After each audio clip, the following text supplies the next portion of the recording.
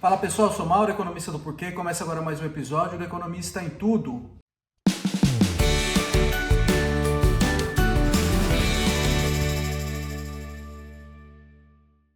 Para você que está chegando por aqui, eu convido a se inscrever no nosso canal e ligar o sino para receber as notificações.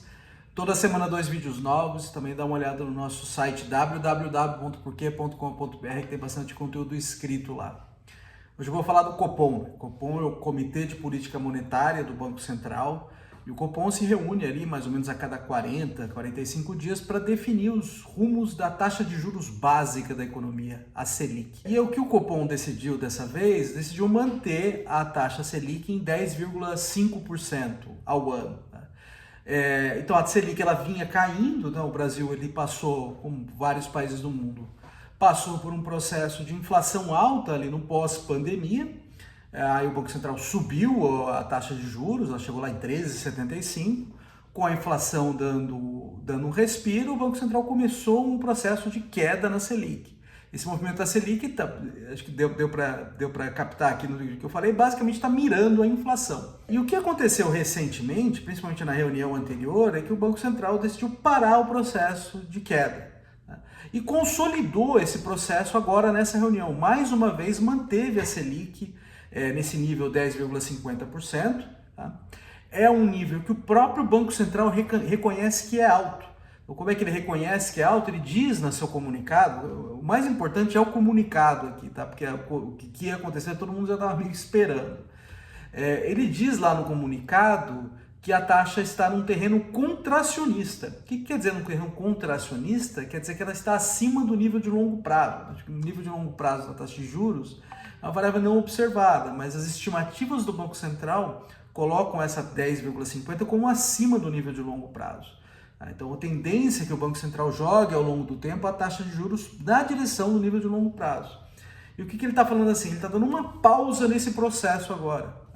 Por quê? Porque tem algumas coisas empurrando a inflação para cima, fatores que estão puxando a inflação para cima, e o Banco Central decidiu ser mais conservador, no caso de vigilante, manter a taxa de juros mais alta para tentar impedir que esses fatores contaminem ainda mais a inflação.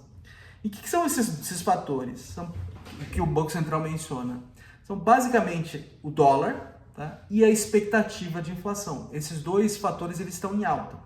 O dólar está em alta, acho que todo mundo está percebendo isso. A gente viu aí nos últimos meses o dólar subindo muito. E quando o dólar sobe, ele tende a encarecer produtos ou que são importados ou que são exportados. Todos os produtos que têm contatos com o comércio internacional, eles tendem a sofrer quando o dólar aumenta. E com o preço desses produtos subindo, isso acaba contaminando a inflação. O outro fator são as expectativas. E a gente viu um aumento nas expectativas de inflação aí nos últimos meses, tá? Então, só para dar uma ideia, a expectativa de inflação para 2024, o Banco Central faz essa tomada de informação, que é a pesquisa Focus, junto a agentes do mercado financeiro, consultorias econômicas, e eles colocam a expectativa de inflação para esse ano em 4,1% e no ano que vem, que ainda nem começou, em 4%. É importante dizer que a meta de inflação do Banco Central é 3%. Tá? Tem uma margem de tolerância aí, que é 1,5% para cima e para baixo. E as expectativas elas estão se aproximando do teto dessa margem de tolerância. Então é uma coisa para realmente tomar cuidado. Tá? Por que manter as expectativas controladas, ancoradas, né, no jargão é importante? Porque quem está mudando o preço hoje, tem muitos preços na economia que a gente chama de são rígidos, né? Eles mudam só de tempos em tempos.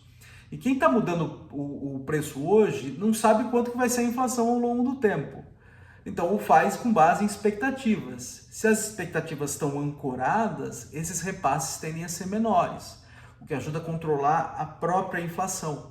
E o que a gente está enxergando é essas expectativas desgarrando e chegando ali já, ainda dentro do intervalo de tolerância, mas chegando ali mais próximo do teto. Então é algo realmente para tomar cuidado.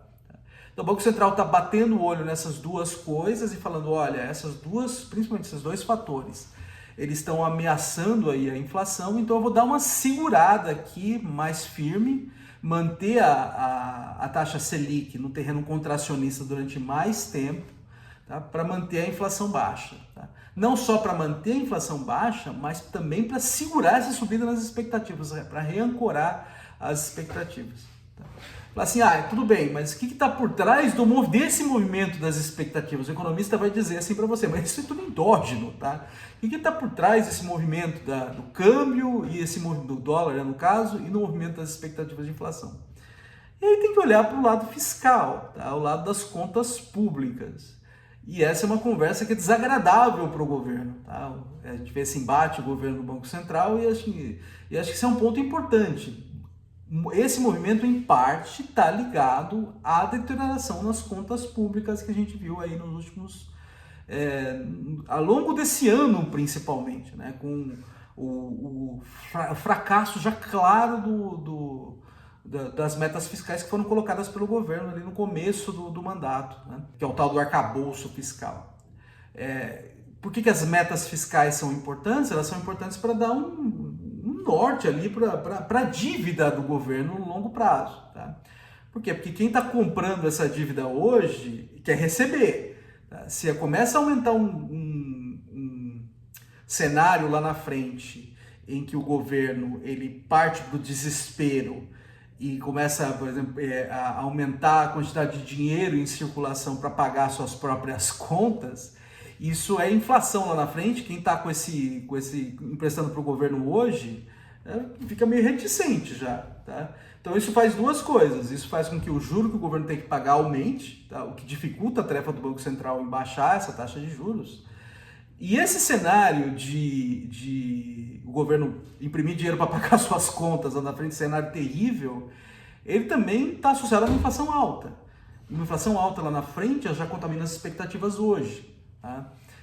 Então, você tem juro alto e, além disso, assim, uma perspectiva de bagunça fiscal também torna o país menos atrativo, o que faz com que menos dólares fiquem no país, ou menos dólares entrem no país, o que faz com que o preço do dólar suba, tá? O que acaba contaminando ali o câmbio.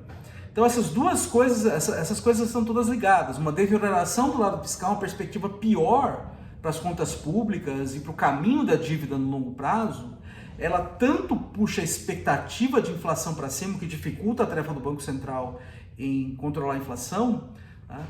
Como puxa o dólar, tá? O que também acaba contaminando a inflação. Então, a gente viu essa mensagem clara sendo dada pelo Banco Central. Acho que uma coisa importante que está ali no comunicado e dá paralelas entre linhas é que não afasta a possibilidade de ter que aumentar de novo a Selic. Tá? Acho que ainda é improvável que isso vá acontecer, mas pelo menos não afasta, dá uma mensagem mais dura. Menciona aqui o lado fiscal, que é uma coisa bastante importante. Tá? E eu acho que a perspectiva daqui para frente é a Selic permanecer alta aí, pelo menos até o ano que vem.